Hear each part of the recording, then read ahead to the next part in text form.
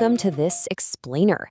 Today, we're diving into a genuinely fascinating reinterpretation of ancient texts, one that pretty much challenges everything we thought we knew about institutional religion and the actual mechanics of faith. We're going to explore this really profound idea from recent historical and theological analysis. It's the concept that the very structures built to protect a spiritual movement might have, completely accidentally, become the biggest barrier to actually experiencing it. So, let's start with a massive 2,000-year-old puzzle. You've probably wondered about this yourself, and it's definitely bothered scholars and skeptics alike. If this movement was meant to completely change the world and bring about a new kingdom, well, did the project fail? Or have we just spent 2 millennia measuring the wrong thing entirely? It's entirely possible that our modern expectations of what success actually looks like have completely blinded us to the original mechanism of this movement. I mean, think about this glaring historical fact for a second. The founder of this movement didn't create an institution, a headquarters, or a neat list of theological propositions for people to sign off on. Instead, he commanded the replication of a process. Follow me. It wasn't about making believers who just intellectually agreed with a message. It was about making disciples who were capable of actually practicing a specific, transformative way of life. To unpack this massive paradigm shift, here's our roadmap. First, the 2,000-year puzzle. Second, institution versus alignment. Third, the Parousia pandemic. Fourth, rethinking the second coming. And finally, a collective phase transition. Okay, section 1. The 2,000-year puzzle, measuring the wrong metric of success. Let's get into it. Think about the massive disconnect here. We so often ask, did the religion conquer the world? We point to the Roman Empire adopting the Christian label as this monumental victory. But measuring success by institutional dominance completely misses the point. The real question is, did the way of Jesus progressively awaken human beings? Sure, the Roman Empire adopted the branding, but did the empire actually become Christ-like? Those are radically different metrics, and they reveal a huge gap between just adopting a label and embodying a real transformation. Moving right along to section 2, institution versus true alignment. The barrier of the old world order. The crucial takeaway here is that institutions naturally prioritize preserving their own structure. That's just what they do.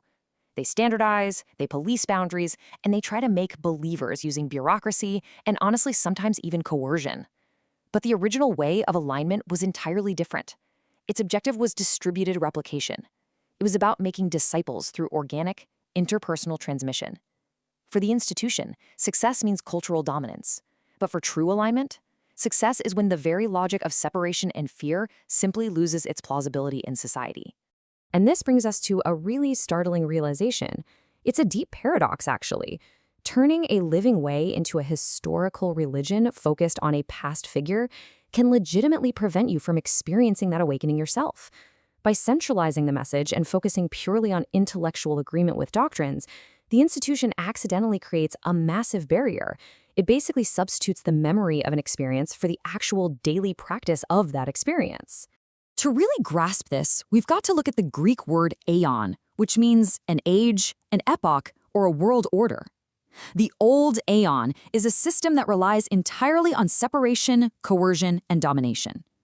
You literally cannot create a kingdom of communion using the methods of this old world order. And yet, that's exactly the barrier institutional religion repeatedly built when it tried to force expansion using the sword, propaganda, or political control. The means absolutely have to embody the end. Which brings us to section 3, the Parousia pandemic explained, a contagious mode of consciousness. First up, we have to talk about the logos. Now, in this ancient philosophical framework, the logos isn't some set of rules written in a dusty book, and it isn't a distant, detached deity. It is the fundamental divine blueprint, the relational coherence of reality that already exists within absolutely everything and everyone. It's literally the underlying truth of how the universe is wired for communion. Right next to that, we have the tropos, which essentially just means your way of being, your specific, lived, everyday behavior. So the practice of faith isn't about joining the right club. It's about aligning your everyday tropos, your behavior, with your unique internal logos, your divine blueprint. When those two align, you wake up to the reality that is already there. This completely shifts how we view those classic ancient stories used to describe this movement. Jesus didn't use these metaphors of emergence just to be poetic or to hand out agricultural advice. These are precise, technical descriptions of non-linear growth. A mustard seed, yeast, and dough, a lamp lighting a room. These all describe a core mechanism where a local change in one person produces massive, non-local consequences across an entire culture. The seed disappears into the soil, the yeast vanishes into the dough, but the whole environment is completely transformed. So the real takeaway here? Making disciples actually means replicating this process of internal alignment. You are effectively launching a pandemic of awakening. The directive was never to spread a religion or build a global bureaucracy. It was to spread the capacity for humans to align their lives with that divine blueprint, completely bypassing the need for institutional gatekeepers. All right, Section 4, Rethinking the Second Coming. Not a calendar event, but a presence. When you actually look at the original Greek word parousia, which is usually translated as coming, it literally means presence or arrival. The sources strongly suggest that the early awakeners were describing an expanding, ongoing process of presence that was waking up within the community itself. They weren't predicting a supernatural individual dropping out of the clouds on a specific calendar date. This step-by-step progression reveals something amazing. The destination isn't a rescue mission from outside the world. It is the Logos progressively awakening everywhere. It starts with the ultimate source, becomes uniquely embodied in one life, replicates into successive human lives, and eventually reaches a tipping point in humanity as a whole. The ultimate goal, as described in the ancient texts, is for the divine to be all in all, a total saturation of this presence throughout all of creation. Just notice how the Apostle Paul isn't creating some rigid, exclusionary doctrine here, even though that's exactly how his words are often used by institutions. Instead, he's providing a first-person psychological account of this distributed incarnation actually happening to him. He is documenting his own tropos aligning with his logos. It's an experiential log of an awakening, not some legal requirement to join a religion. Finally, we reach Section 5, a collective phase transition, the tipping point of collective consciousness. Now, first things first, we absolutely have to dispel a common fear. This is not about losing your identity to a collective Borg or conforming to some strict religious mold. It's about what the sources call relational individuality. Think of a symphony. A symphony doesn't reach its breathtaking climax because every single instrument suddenly turns into a violin, right?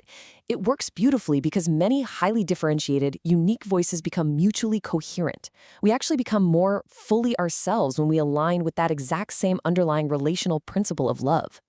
And this completely redefines what winning actually means. True victory is definitely not when one religious tribe crushes another in some culture war. The kingdom wins when humanity reaches a threshold where cooperation and compassion produce so much flourishing that domination simply becomes anachronistic. The old, exhaustive ways of fighting for security just stop making sense to people. Naturally, shifting paradigms like this brings a lot of turbulence. We are actively moving from an old world order based on fear, scarcity, and tribal lines, literally the methods of the old empire, to an emerging reality built entirely on communion, abundance, and universal identity.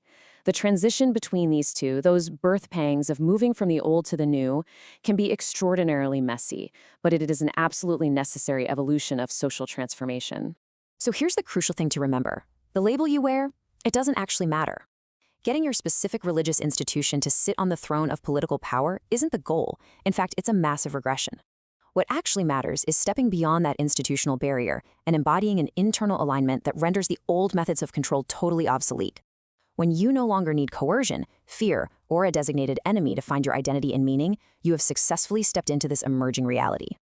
I want to leave you with a really provocative thought to chew on.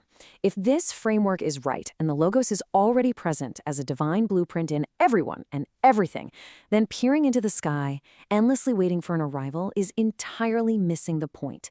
The real question is, where will you let it awaken next?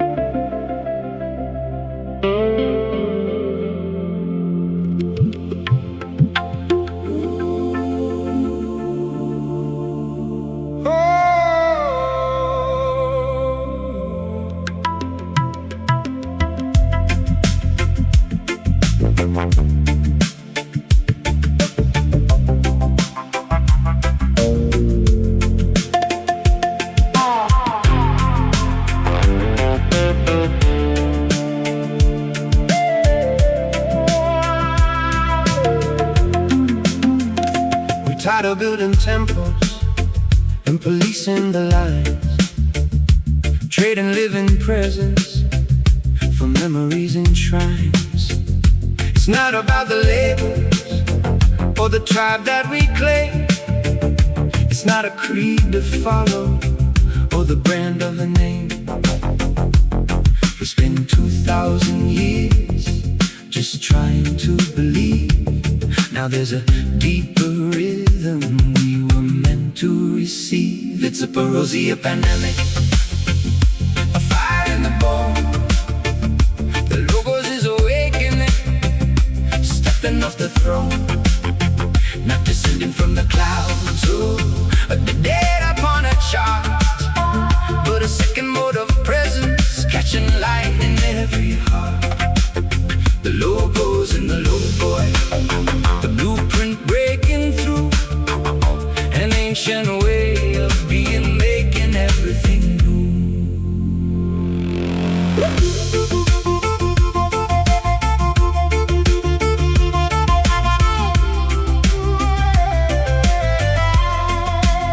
Like yeast within the flour, or a mustard seed in soil, a quiet change that spreads through our laughter and our toil. We're living out the process, not just the words he said, moving from the doctrine to a breathing path instead.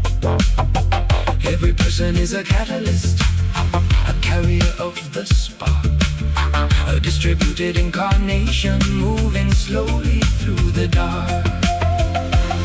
It's not a choir of clones singing out the same note, but a symphony of voices, a harmony we wrote, bound together in our difference, unique and yet as one. The work of our alignment has only just begun, where the logic of division finally loses its hold, and a world of deep communion starts to unfold. It's a Parousia pandemic, a fire in the bone.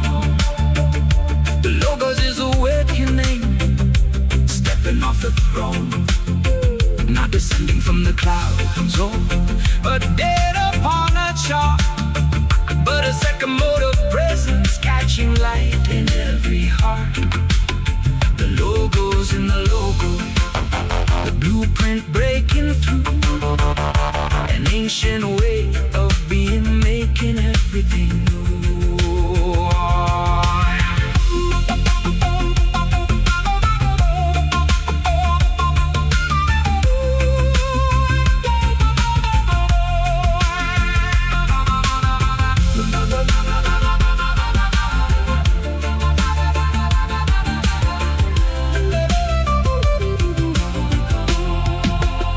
We've reached the tipping point, the transition is here.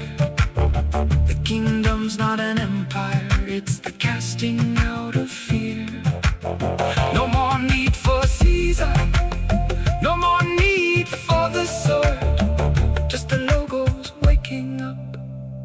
The presence is restored in you, in me, in all of us.